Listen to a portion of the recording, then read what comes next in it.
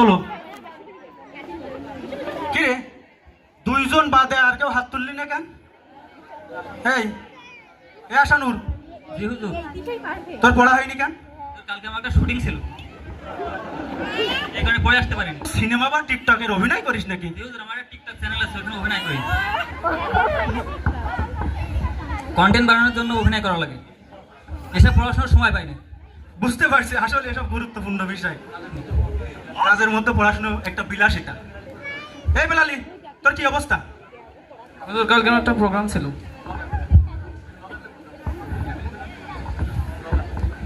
Sir ওটা হচ্ছে ব্লগারদের, আমার ফ্যামিলি ব্লগার ছিল, ওখানে আমি শুটিং করছি আর কি। খুবই গুরুত্বপূর্ণ বিষয়।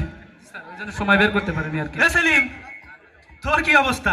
তোর তো কোনোদিন পড়া হয়নি, আজও তো হয়নি।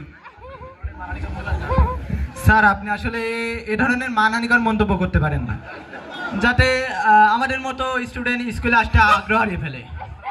আর সরকার কিন্তু শিক্ষা প্রতিষ্ঠানে বন্ধুত্বপূর্ণ আচরণ করতে আদেশ দিয়েছেন।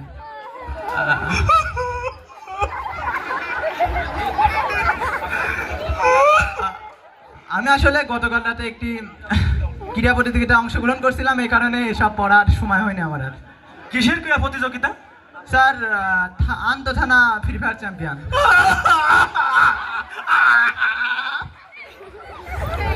আসলে এরকম ছাত্রদের শিক্ষা করতে পেরে আমি গর্ববোধ করি।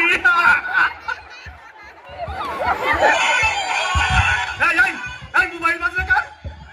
স্যার আমার, কারণ স্যার অনেক বোরিং লাগছিল ক্লাসটা, এই জন্য স্যার ফেসবুক চালাতে যে দেখি কোন পাগল একটা স্টোরি চলেছে, এই জন্য স্যার বেজে উঠেছে। কোন শালা শেষে আসলে কে জানে।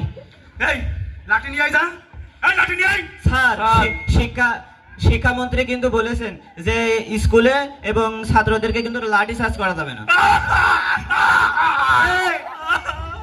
বন্ধুত্বপূর্ণ আচরণ করতে হবে স্যার।